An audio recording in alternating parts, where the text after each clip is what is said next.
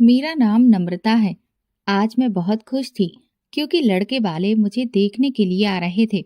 मेरा पहली बार रिश्ता आया था और खुद लड़के के माता पिता ने मुझे अपने बेटे के लिए पसंद किया था और अब वो लोग अपने बेटे के साथ हमारे घर आ रहे थे मुझसे मिलने के लिए और मेरे माता पिता से हम दोनों के रिश्ते की बात करने के लिए। मैं भी अपने होने वाले पति को देखने के लिए बेचैन हो रही थी। मेरे माता पिता भी उस लड़के से मिलना चाहते थे क्योंकि अभी तक वो सिर्फ उसके माता पिता से मिले थे। मैं बहुत खुश थी और अच्छे से तैयार हो रही थी ताकि मैं उस लड़के को पसंद आ जाऊं। मुझे लड़के का फोटो दिखा दिया गया था। मुझे तो लड़का बहुत पसंद आया था। बहुत स्मार्ट था, पढ़ा लिखा था। सुना था कि उसके शहर जाकर अपनी पढ़ाई कंप्लीट की है। हम लोग एक छोटे से गांव में रहते थे। हमारा गांव कोई मामूली तो नहीं था। यहाँ पर बहुत सारे जमींदार लोग रहते थे। मेरा रिश्ता भी जमींदार के घर से ही आ रहा था। मैं बहुत घबरा रही थी कि ना जाने क्या होगा, क्योंकि ऐसी फीलिंग लड़कियों को पहली बार आती है जब उसके ससुराल वाले उसे देखने के लिए आते हैं। वो डरी डरी होती हैं, उसकी धड़कनें उसके काबू में नहीं होती। मेहमान हमारे घर पे आ चुके थे और मुझे चाय की ट्रे लेकर कमरे में बुलाया गया था। मैं जब गई तो देखा कि सामने ही अपने माता पिता के बीच में लड़का बैठा हुआ था जो मुझे बड़ी ही अनजान और चोरी छुपी नजरों से देख रहा था। मैं भी उसको चुपके चुपके से देख रही थी, मगर ना जाने क्यों आसपास बैठे हुए लोगों की मौजूदगी होते हुए मुझे बहुत शर्म आ रही थी। मेरे नंद नंदोई भी मुझे देखने के लिए आए थे और फिर दोनों परिवारों की मर्जी के साथ ये रिश्ता तय हो गया था। जल्दी ही मेरी शादी आलोक के साथ होने जा रही थी। मैं बहुत खुश थी। दोनों परिवारों के बीच एक नया रिश्ता जुड़ने जा रहा था। मेरे घर वाले गरीब लोग थे। मेरे पिता एक मामूली सी फैक्ट्री में काम करते थे और वो फैक्ट्री भी हमारे गांव में नहीं थी बल्कि शहर में थी। मेरी एक बड़ी बहन भी थी जिसकी शादी हमारे ही गांव के जमींदार के बेटे से हुई थी। हम दोनों बहनों के अंदर ये क्वालिटीज थी कि हम दोनों बहनें बेहद खूबसूरत थी। यही वजह थी कि मेरी बड़ी बहन का रिश्ता भी जल्दी ही जमींदार के बेटे के साथ हो गया था और वो उस घर में ऐसे रह रही थी जबकि मेरे दीदी के पति शहर के वकील के डिग्री पास करके आए थे। वो वकील थे और अच्छा खासा पैसा भी कमाते थे। उनके पास गांव की ढेर सारी जमीनें थी। जिस लड़के के साथ मेरी शादी होने जा रही थी वो लोग भी बस ठीक ठाक थे, मगर मेरे पति का काम गांव में ही था। मेरी दीदी अपने ससुराल में बहुत अच्छे से रहती थी। उन दोनों पति पत्नी के बीच में भी अच्छी अंडरस्टैंडिंग थी। मेरे घर वाले यही चाहते थे कि उनको मेरे लिए भी पति बिल्कुल मेरी दीदी के पति जैसा ही मिले। हम दोनों बहनों की खूबसूरती की वजह से ही लोग हमें अपने आप ही पसंद कर लिया करते थे और मेरा रिश्ता भी लोगों की यहाँ मेरी खूबसूरती देखकर ही हो रहा था। लड़के वालों को मेरे माता पिता से उनकी बेटी के अलावा कुछ भी नहीं चाहिए था, क्योंकि मैं उन्हें बहुत ज्यादा पसंद आई थी और वो मुझे ही अपने घर की बहू बनाना चाहते थे। फिलहाल दोनों परिवारों की खुशियां बरकरार थी। दोनों परिवार बहुत खुश थे और अब हमें सिर्फ और सिर्फ अपनी शादी के दिन का इंतजार था। और फिर 2 महीने के इंतजार के बाद मेरी शादी का दिन भी आ गया था। हमारे यहाँ गांव में बड़ी बड़ी जगह में पंडाल बांधकर बारात की बैठने की व्यवस्था कर दी जाती है।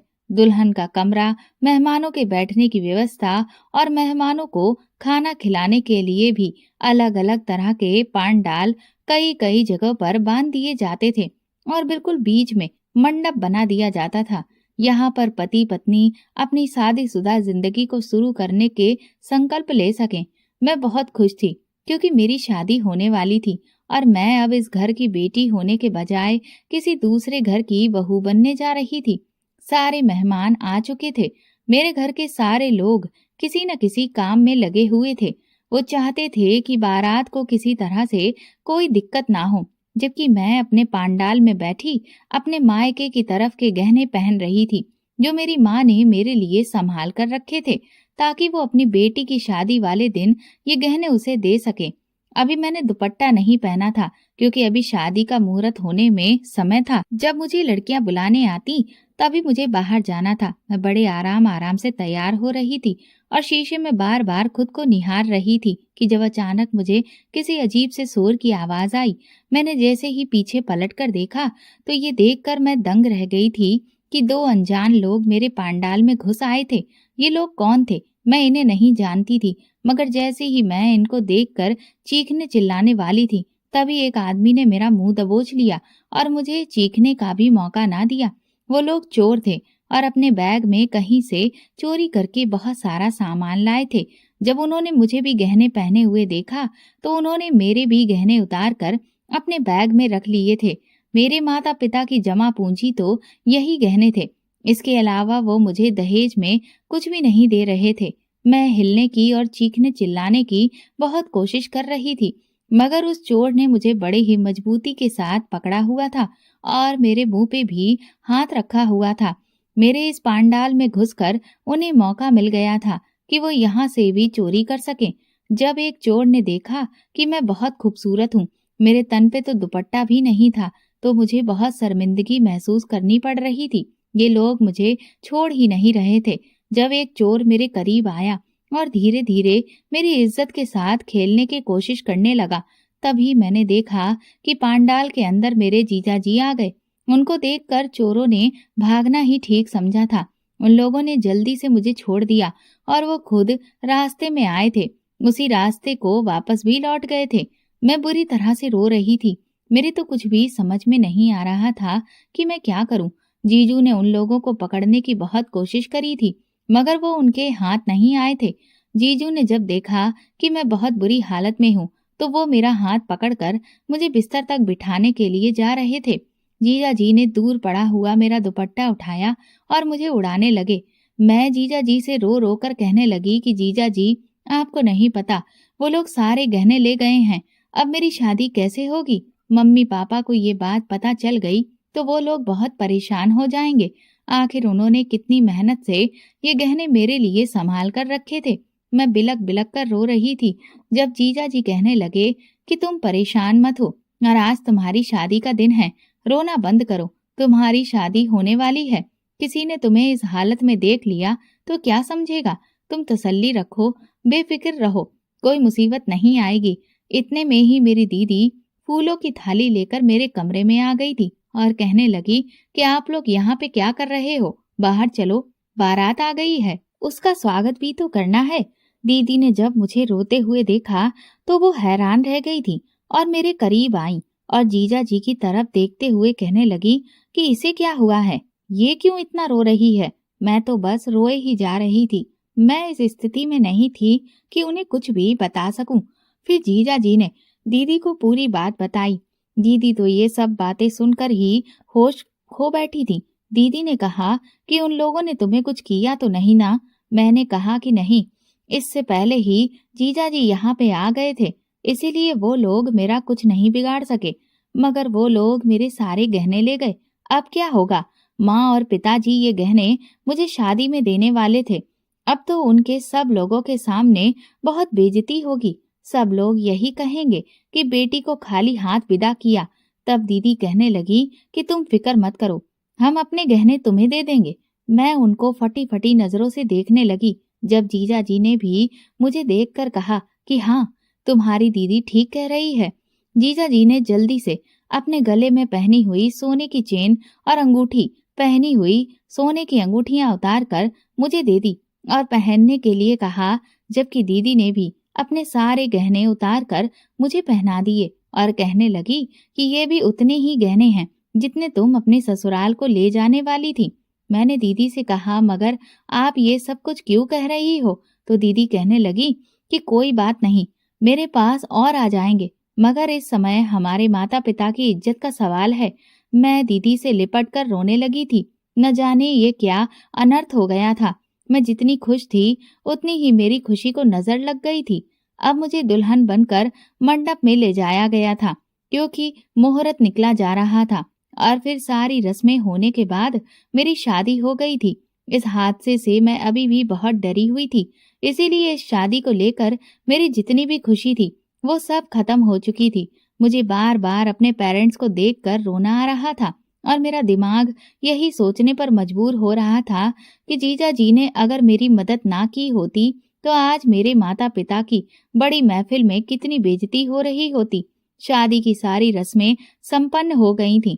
जब मैं दुल्हन बनकर अपने पति के साथ बैठी हुई थी और सब लोग हम दोनों पति पत्नी को आशीर्वाद दे रहे थे, तब मेरी नंद मेरे बराबर में बैठ गई थी और बार-बार मेरे गहनों को छू छू कर देख रही थी।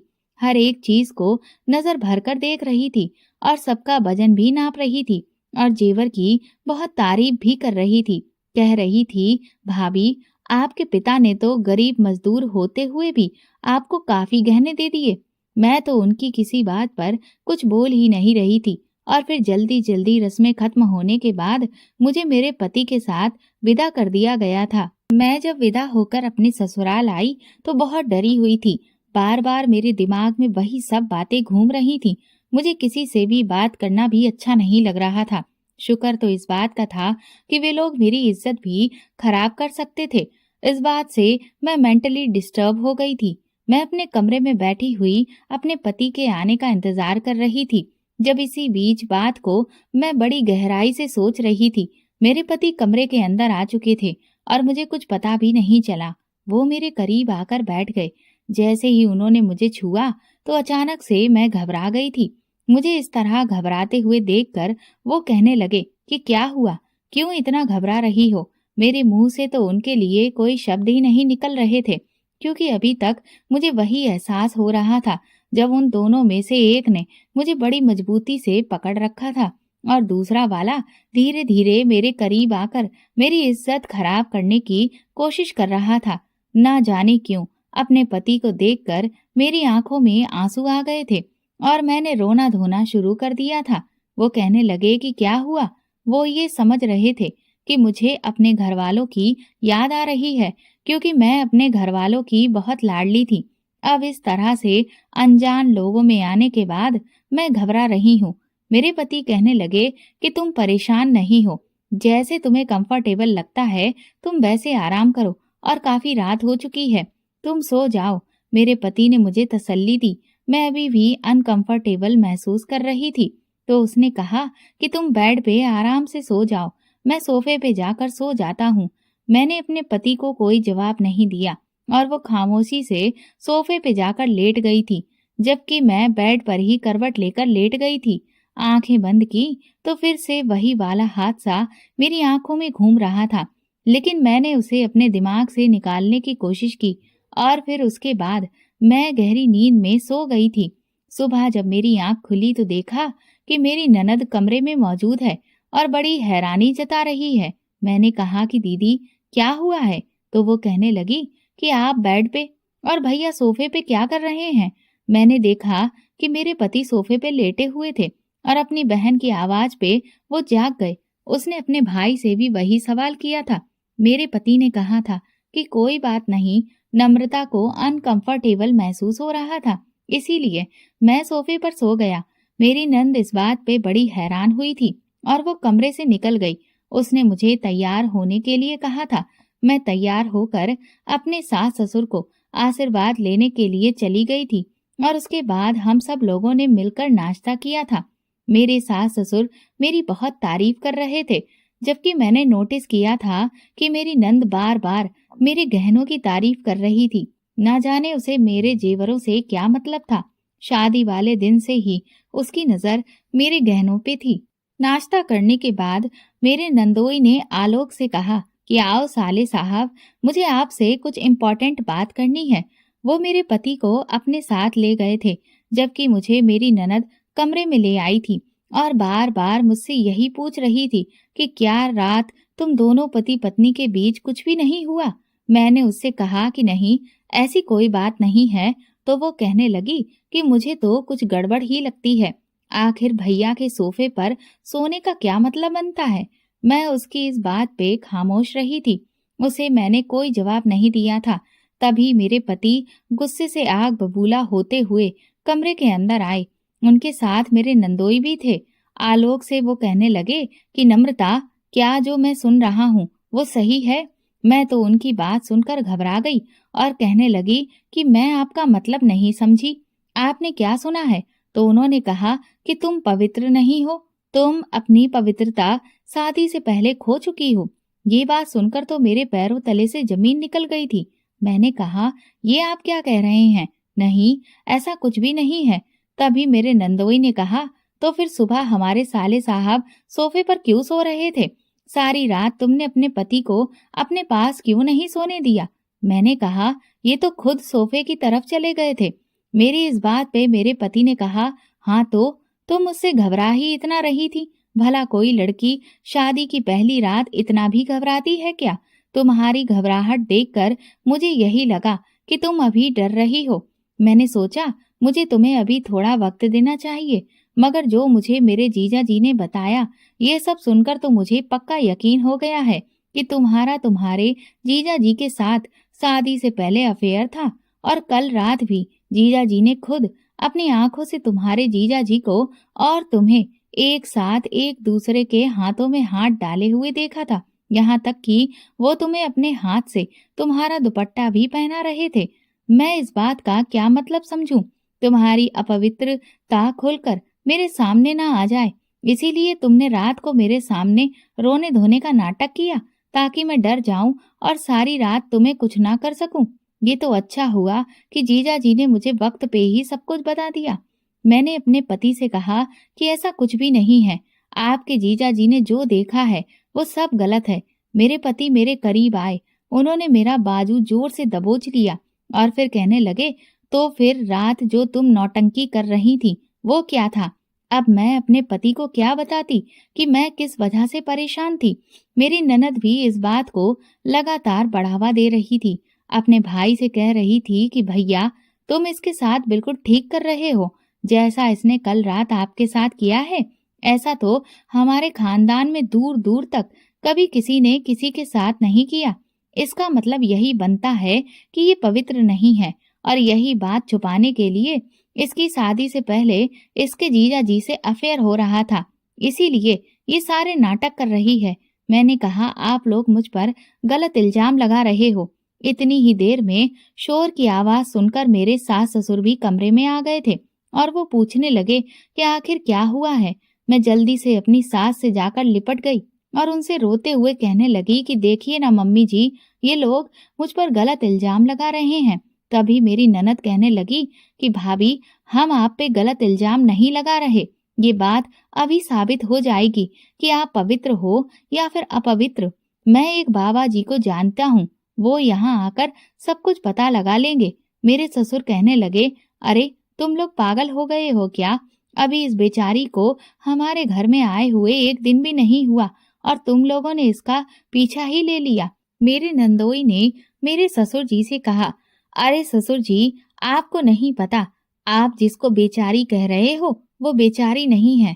शादी से पहले इसका इसके जीजा जी के साथ संबंध रहा है। मैंने खुद कल रात इसे शादी के पंडाल में इसके जीजा जी के साथ देखा था। वो इसके साथ गलत गलत हरकतें कर रहा था, जबकि यही बात छुपाने के लिए इसने अपने पति को भी रात को हाथ लगाने नहीं दिया, यहाँ तक कि आपके बेटे को सोफे पर सुलाया। ये बात सुनते ही मेरे सास ससुर ने अपने कानों पर हाथ लगा लिए और कहने लगे कि हे भगवान, हम कैसी लड़की को अपने घर की बहू बनाकर ले आए। मैं उन लोगों से यही कह रही थी कि आप लोग मेरी बात को समझ नहीं रहे हैं, मगर कोई भी मेरी बात सुनने के लिए तैयार नहीं था। मेरी नंद थी कि बार बार सबके बीच बोलकर यही कह रही थी कि ये लड़की ही गलत है। अपनी गलती छुपाने के लिए इंसान यही कहता है कि मैंने कुछ नहीं किया।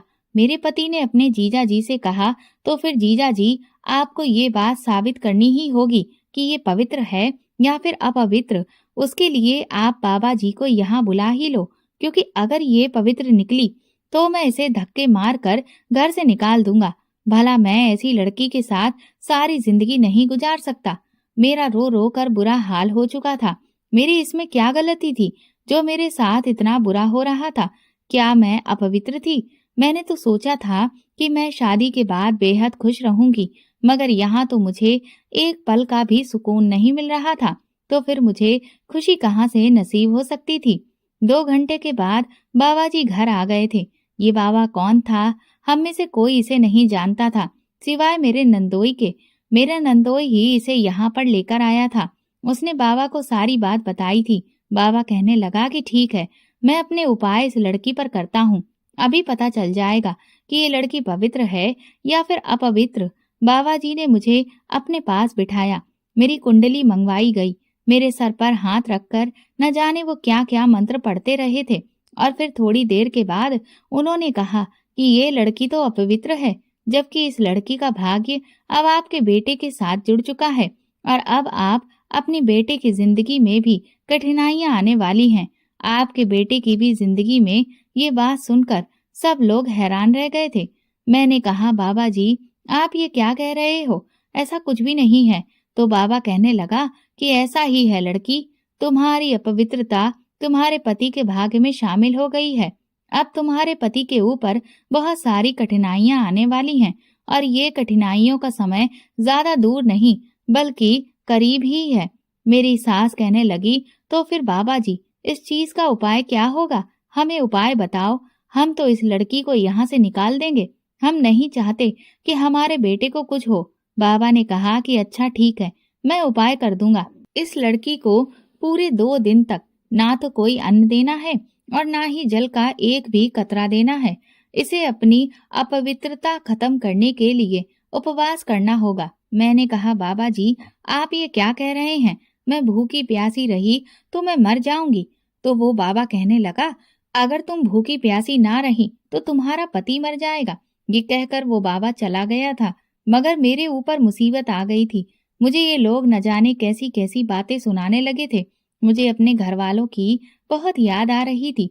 मैं सोच रही थी कि मेरी शादी किस घर में हो गई है। मेरी जिंदगी में कितनी मुश्किलें आ गई हैं। रो रो कर मेरा बुरा हाल हो चुका था। शाम का समय होने वाला था। मुझे बहुत तेज भूख लग रही थी। मैं अपने कमरे में बंद थी। मेरी कुछ भी समझ में नहीं आ रहा था कि मैं क्या करूं। भूख से मेरा हाल बेहाल हो रहा था। तेज गर्मी होने की वजह से प्यास से गला भी सूख रहा था। मगर मेरी सास और मेरी ननद ने मुझे कुछ भी खाने को नहीं दिया था। मेरा पति था कि कमरे में ही नहीं आ रहा था। मैं चाह रही थी कि मैं उससे बात करके उससे कहूं कि मुझे कुछ खाने के लिए दे दो। ये बाबा झूठ बोल रहा है। मैं बंद कमरे में ही इधर उधर टहलने लगी, देखने लगी कि शायद मुझे खाने के लिए कुछ मिल जाए। अभी मैं कमरे की तलाशी ले ही रही थी कि मेरा पति जोर जोर से चिल्लाने लगा। न जाने क्यों वो इतना चिल्ला रहा था। मैं अंदर से ही कमरे का दरवाजा जोर जोर से बजा रही थी कि दरवाजा खोलो, आखिर आलोक को क्या हुआ है। तभी मेरी ननद ने एक झटके से दरवाजा खोला और मेरे मुंह पर जोरदार थप्पड़ मार दिया।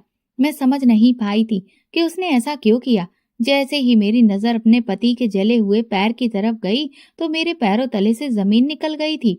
मेरी सास अपना सीना पीट पीट कर रो रही थी और कह रही थी कि कैसी मुसीबत हम अपने घर ले आए हैं। इसके आने से तो मेरे बेटे की जिंदगी ही खराब हो गई है। उस पर परेशानियां आनी शुरू हो गई हैं।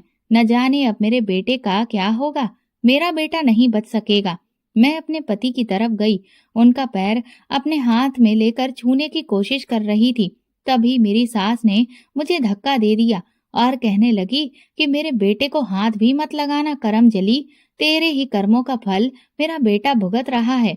अरे अगर तुझे अपना जीजा इतना ही पसंद था तो उसी से शादी कर लेती। मेरे बेटे से शादी करके उसकी जिंदगी खराब करने की क्या जरूरत थी। मैं अभी भी उन लोगों से यही कह रही थी कि मम्मी जी, मेरी कोई गलती नहीं है। आलोक का पैर जल गया है, इसमें मेरी क्या गलती। तभी मेरा नंदोई भागा भागा आया और कहने लगा, मैं अभी अभी बाबा जी से बात करके आया हूँ। बाबा जी ने बताया है कि जरूर इस लड़की ने कुछ खाया पिया होगा, तभी आलोक पर मुसीबत आई है। दरअसल मेरे पति का पैर तब जला था जब उसकी बहन ट्रे में गरम गरम चाय की केतली लेकर आ रही थी। जब उनकी अपनी बहन से टक्कर हुई तो पूरी चाय की केतली आलोक के पैर पर गिर गई थी। ये एक एक्सीडेंट था, मगर उन लोगों ने इस हादसे को भी मेरा नाम दे दिया था। मेरी सास और ननद ने इस बात पर मुझे बहुत ही ज्यादा मारा था। मैंने तो सुबह से कुछ खाया पिया भी नहीं था, मगर ये लोग तो उस बाबा के भड़कावे में आ चुके थे। मार मार कर इन लोगों ने मेरा बुरा हाल कर दिया था और फिर से मुझे कमरे में बंद कर दिया गया था। मुझे तो अब इन लोगों से बहुत डर लगने लगा था, क्योंकि ये लोग इंसान नहीं बल्कि दरिंदे थे। मेरे पति का पैर कुछ ठीक हुआ तो वो कमरे में मुझसे मिलने के लिए आया था और बार बार यही कह रहा था कि ना जाने कौन सी मनूस घड़ी थी जो मेरी शादी तुम्हारे साथ हो गई। मैं अपने पति के पैरों में गिर गई और उससे कहने लगी कि मैं आलोक, मैंने कुछ भी नहीं किया है। मैं सच कहती हूँ, मैं पवित्र हूँ और मैं इस बात की सच्चाई चीख चीख कर दे सकती हूँ। तुम लोग मेरी बात सुनने को तैयार ही नहीं हो। जीजा जी से मेरा कोई अफेयर नहीं था। प्लीज मेरी बात का यकीन करो। वो बाबा झूठ बोल रहा है। मगर आलोक ने मेरी एक भी ना सुनी। अगले दिन फिर से वो बाबा वहां पर आ गया था। मुझे इस बाबा पे बहुत गुस्सा आया। मैंने इस बाबा का गिरेबान पकड़ लिया और चिल्ला चिल्ला कर कहने लगी कि तेरी वजह से मेरा घर खराब हो रहा है। मैं पवित्र हूँ। मैं जोर जोर से चिल्ला रही थी। मेरे पति ने मेरे मुंह पर एक जोरदार थप्पड़ मार दिया और कहने लगा कि तुम्हारी हिम्मत कैसे हुई बाबा जी से इस तरह से बात करने की। बाबा को गुस्सा आ गया और वो कहने लगा, अब मैं इस घर में कभी नहीं आऊंगा। आखिर ये लड़की अपवित्र है और तुम लोगों की यहाँ पर बहुत बड़ा संकट आने वाला है सिर्फ इस लड़की की वजह से। मैं तब भी यही कह रही थी कि झूठ बोल रहा है ये बाबा। तो कहने लगा, अगर मैं झूठ बोल रहा हूँ तो तुम्हें एक परीक्षा सफल कर पास करनी होगी। बताओ, तुम परीक्षा सफल करने के लिए तैयार हो? मैंने कहा कि मैं सब कुछ करने के लिए तैयार हूँ, क्योंकि मैं झूठ नहीं बोल रही हूँ, झूठ तुम बोल रहे हो। तो वो बाबा कहने लगा कि अच्छा ठीक है, हमारी इस परीक्षा से सबको पता चल जाएगा कि तुम पवित्र हो या फिर नहीं। बाबा के कहने पे मैंने उसकी परीक्षा सफल से पास करने का डिसीजन तो ले लिया था, मगर मैं ये नहीं जानती थी कि आखिर वो मुझे कौन सी परीक्षा देने वाला था। मेरे होश तो तब उड़े थे जब मैंने देखा कि जमीन पर ढेर सारे जले हुए कोयले रखे हुए थे। उनमें से गरम गरम चिंगारियां निकल पड़ी थी और ठीक सामने ही मेरा पति खड़ा हुआ था। बाबा कहने लगा कि तुम्हें इन दहकते हुए कोयलों पे चलकर अपने पति की तरफ जाना है। अगर तुम्हारे पैर जल गए तो इसका मतलब यही हुआ कि तुम अपवित्र हो, और अगर तुम्हारे पैर नहीं जले तो तुम पवित्र हो। मैंने कहा, ये तुम क्या कह रहे हो? ये आग है और आग से तो कोई भी इंसान जल सकता है। पवित्र हो या फिर अपवित्र हो, ये कोई मायने नहीं रखता। ये तुम इन लोगों के दिमाग में किस तरह की बातें डाल रहे हो? बाबा कहने लगा कि तुम इस परीक्षा को सफल करने के लिए तैयार हो या नहीं, क्योंकि इस परीक्षा को सफल करने से ही तुम्हारी सारी सच्चाई के बारे में पता चल सकेगा। मैं जोर जोर से चिल्ला रही थी और रो रो कर सबसे कह रही थी कि मेरी बात का यकीन करो, मगर अभी भी मेरी कोई बात का यकीन नहीं कर रहा था। मेरी ननद ने जबरदस्ती मेरा हाथ पकड़कर इन दहकते हुए कोयलों पे खड़ा कर दिया था। मेरी एक जोरदार चीख निकली थी, क्योंकि मेरे पैर जलने लगे थे। मैं आगे नहीं बढ़ सकी। मैंने कहा, मैं नहीं जा सकती आगे। मेरे पैर जल गए। फिर मेरा पति मेरे करीब आया और उसने मुझे धक्का देकर जमीन पर गिरा दिया। कहने लगा कि तेरे पैर तो जल गए हैं, इसका मतलब कि तू अपवित्र है। अब मैं तुझे नहीं छोड़ूंगा। ये कहते हुए मेरा पति मेरी तरफ को लपका था, जब मुझे मेरे नंदोई ने थाम लिया और मेरे पति को समझाने की कोशिश की। मेरा पति चिल्ला चिल्ला कर कह रहा था, इसे अभी और इसी समय घर से निकाल दो। ये मेरी पत्नी बनने के लायक ही नहीं है। मैं इसके साथ नहीं रहूंगा। मैं जल्दी ही इसे डाइवोर्स दे दूंगा। मगर मेरे नंदोई ने उसे समझाया और कहने लगा कि अब हमें इसकी सच्चाई के बारे में पता चल गया है, तो क्यों ना हम लोग इसका फायदा उठाएं। ये बात मेरे ससुराल वाले समझ नहीं पाए थे। उन्होंने कहा, ये अपने जीजा जी से प्यार करती है ना, तो फिर इसका जीजा इसकी खुशी की खातिर सब कुछ करने के लिए तैयार होगा, और वो पहले इसका इस्तेमाल भी कर चुका है। तो हम इसे इसके जीजा जी के पास लेकर चलेंगे और उसे बताएंगे कि तुम्हारी वजह से तुम्हारी साली की जिंदगी खराब हो रही है। ये खुद इस बात को कहेगी कि इसका अफेयर इसके जीजा जी के साथ चल रहा है। इसका जीजा भी तो शादीशुदा है ना। अपना घर बचाने के लिए वो हमारी हर बात को मानने के लिए तैयार होगा। हम इसे मोहरा बनाकर इसका इस्तेमाल कर सकते हैं। वो तो बहुत अमीर है, हम लोगों से भी ज्यादा अमीर है। सुना है उसके पास गांव की ढेर सारी जमीनें हैं, तो क्यों ना हम उसकी थोड़ी सारी जमीनें अपने नाम पर करवा लें। ये कहकर मेरे नंदोई जो था वो हंसने लगा था, जबकि मेरा पति भी उसका प्लान समझ गया था। मैंने कहा, तुम लोग बहुत गलत कर रहे हो, एक दिन तुम लोग बहुत पछताओगे। मेरे पति ने कहा, बताओ नम्रता, तुम ये काम करने के लिए तैयार हो या नहीं। मैंने कहा, नहीं, मैं हरगिज ऐसा नहीं करूंगी। मेरे पति ने कहा, तो फिर अभी और इसी समय इस घर से निकल जाओ और अपने बाप से जाकर कह देना कि तुम तलाक लेकर आ चुकी हो, या फिर खुद मैं तुम्हारे पिता को फोन करके सारी सच्चाई बता दूंगा कि उनकी बेटी कैसी है, और उसके बाद तुम उनको सारे सवालों के जवाब खुद ही देती रहना। ये बात सुनकर मैं अपने पति के पैरों में गिर गई थी। मैंने हाथ जोड़े और मैंने कहा कि प्लीज ऐसा मत करो। तुम्हें पता है कि मेरे पिता बीमार हैं, वो ये सदमा बर्दाश्त नहीं कर सकेंगे। मेरे पिता ने हम दोनों बेटियों को अच्छे संस्कार दिए हैं। जब उन्हें ये सब पता चलेगा तो वो तो क्या सोचेंगे।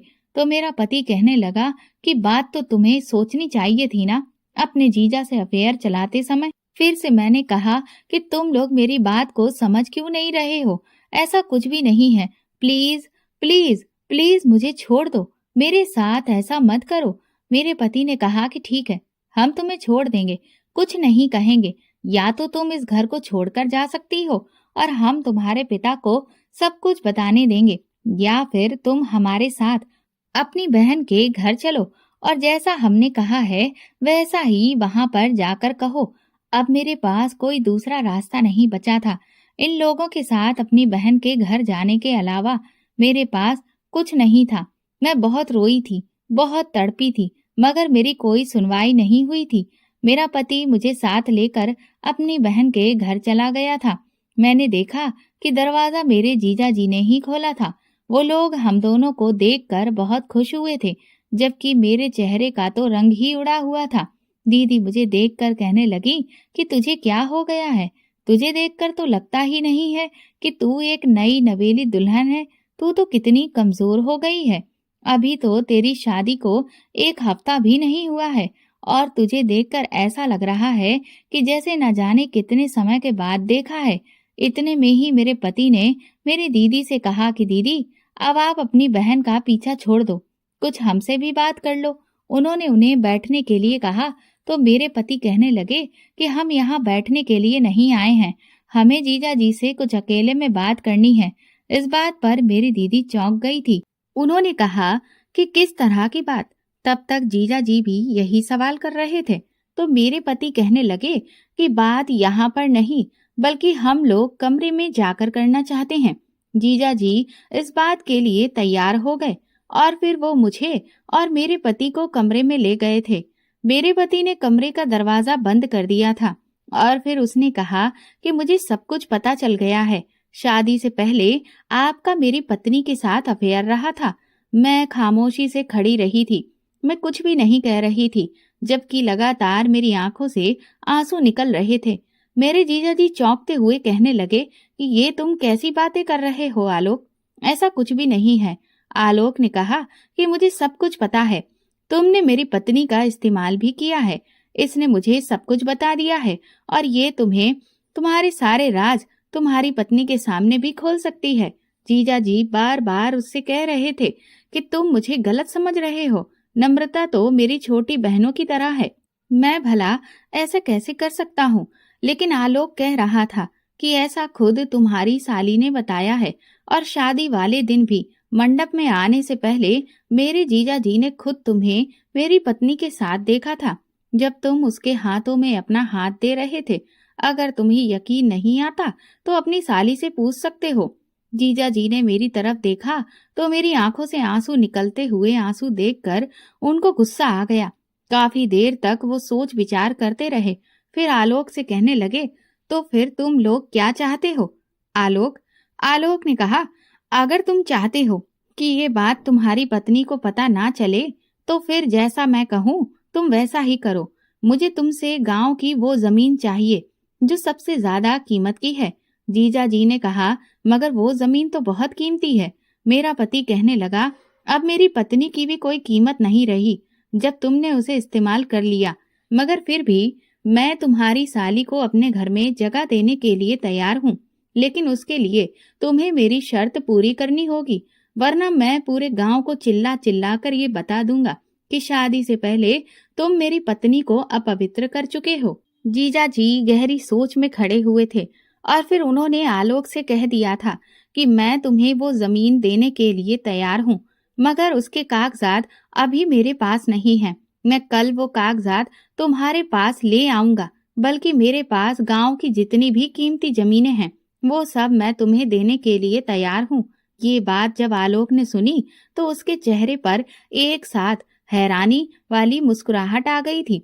मगर जैसे ही जीजा जी ने कहा कि उसके लिए मेरी एक शर्त है, अगर तुम वो मानोगे तो मैं तुम्हें अपने गांव की सारी ही कीमती जमीनों के कागजात दे दूंगा, इसमें तुम्हारा ज्यादा फायदा होगा।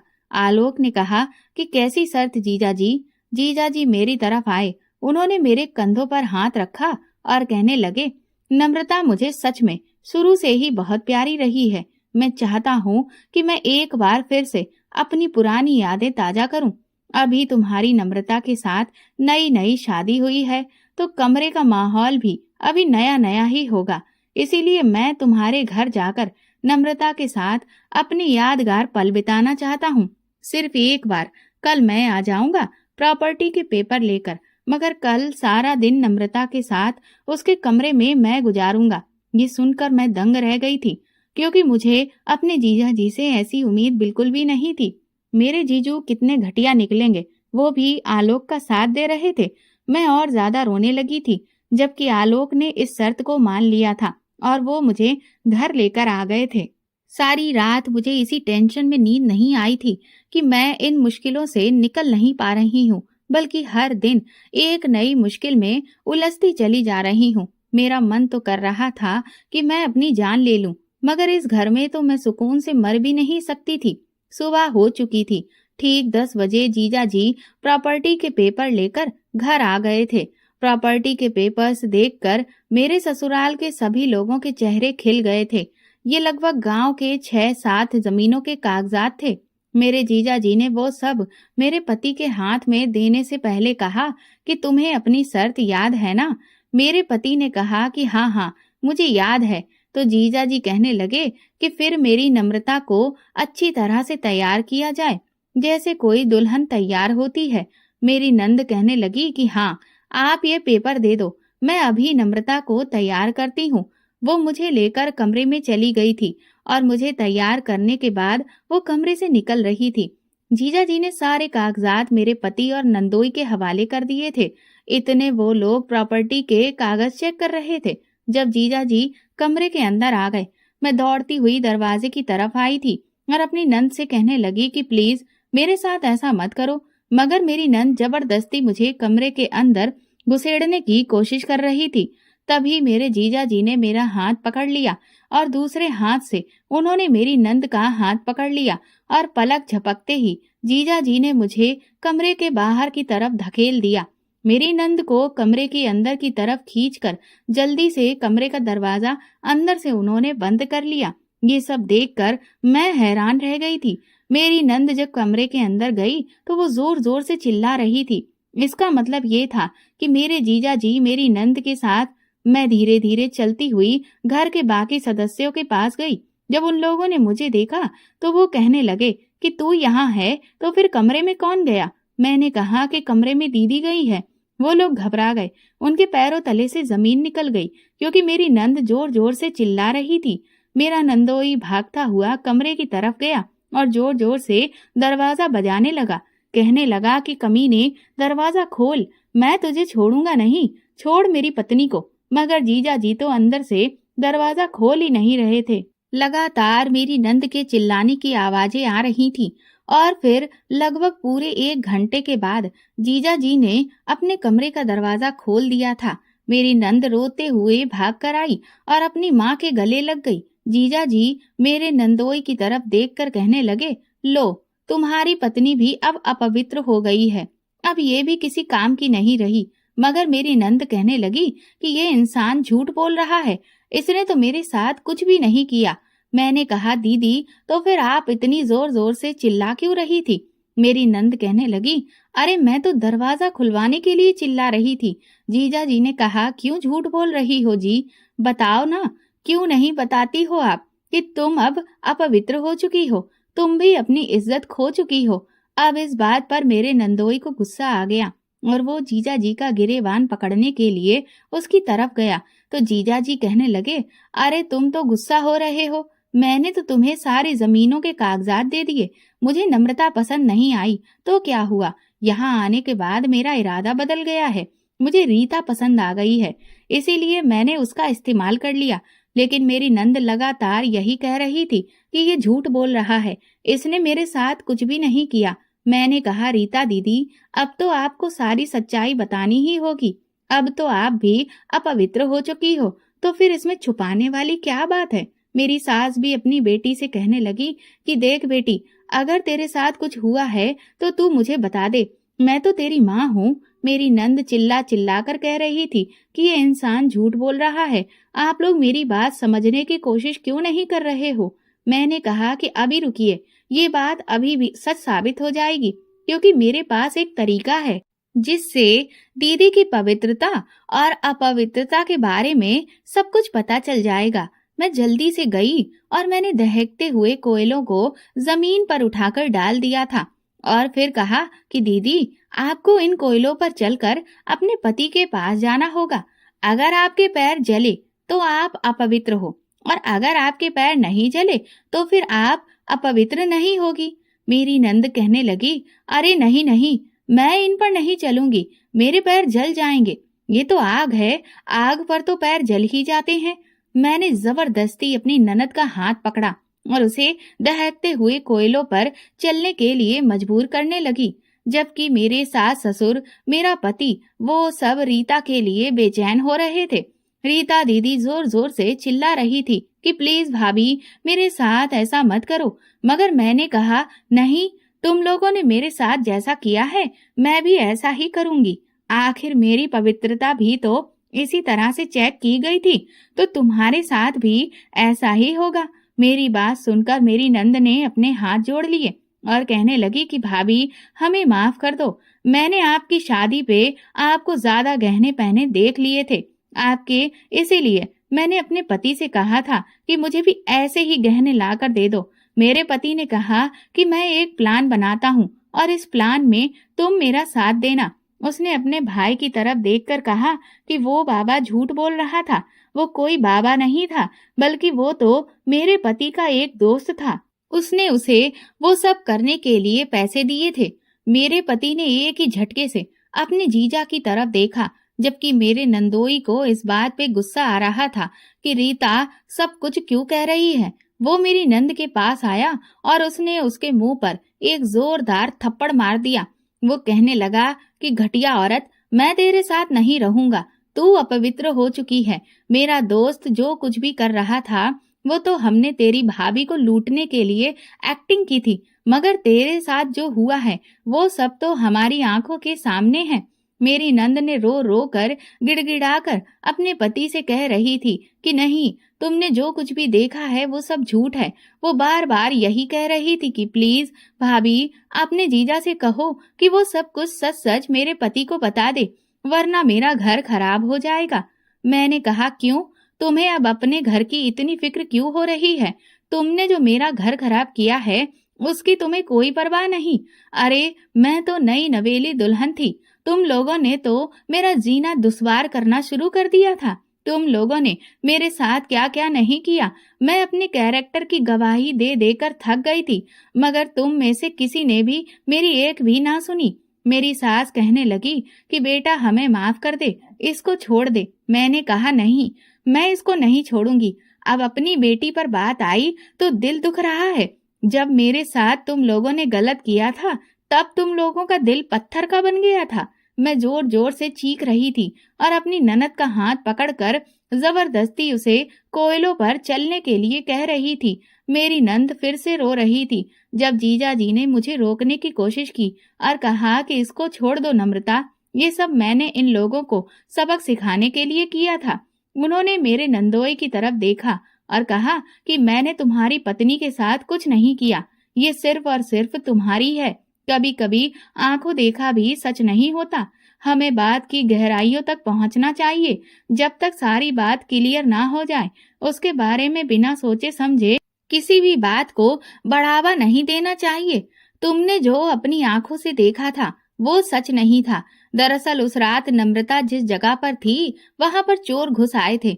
वो लोग शहर से चोरी करके यहाँ गांव में भाग कर आए थे और दुल्हन के पांडाल में जाकर घुस गए थे। उस समय नम्रता वहां पे तैयार हो रही थी। वो लोग वहां अपना हुलिया ठीक कर रहे थे, शादी के समारोह में शामिल होने जा रहे थे। जब उन्होंने नम्रता को देखा कि वो दुल्हन बनी गहने पहनकर खड़ी हुई है, तो उन लोगों ने जबरदस्ती उसके जेवर छीन लिए और वो उसकी इज्जत को खराब करने की कोशिश करने लगे। तभी मैं वहां पर पहुंच गया। मुझे आते हुए देखकर वो दोनों चोर वहां से भाग गए थे, लेकिन जाते जाते वो नम्रता के गहने भी ले गए थे। नम्रता बुरी तरह से रो रही थी, उसकी हालत बहुत खराब थी। मैंने उसकी हालत ठीक की। नम्रता के सारे गहने तो जा चुके थे। माता पिता की सब लोगों के सामने बेइज्जती ना हो, इसीलिए मेरी पत्नी और मैंने अपने सारे जेवर नम्रता को दे दिए थे। कल रात जब तुम मेरे घर आए थे और मुझे आकर ब्लैकमेल कर रहे थे, तब मैं सब कुछ समझ गया था। क्योंकि कल जब तुम मेरे घर आए और मुझ पे झूठा इल्जाम तुमने लगाया, और मैंने भी जब नम्रता को रोती हुई हालत में देखा, तो मैं समझ गया था कि तुम लोग जरूर नम्रता को तंग कर रहे हो। इसीलिए मैंने ये सब नाटक किया, और जो प्रॉपर्टी के पेपर्स मैंने तुम लोगों को दिए हैं वो कोई प्रॉपर्टी के पेपर्स नहीं हैं, बल्कि वो तो नकली पेपर्स हैं।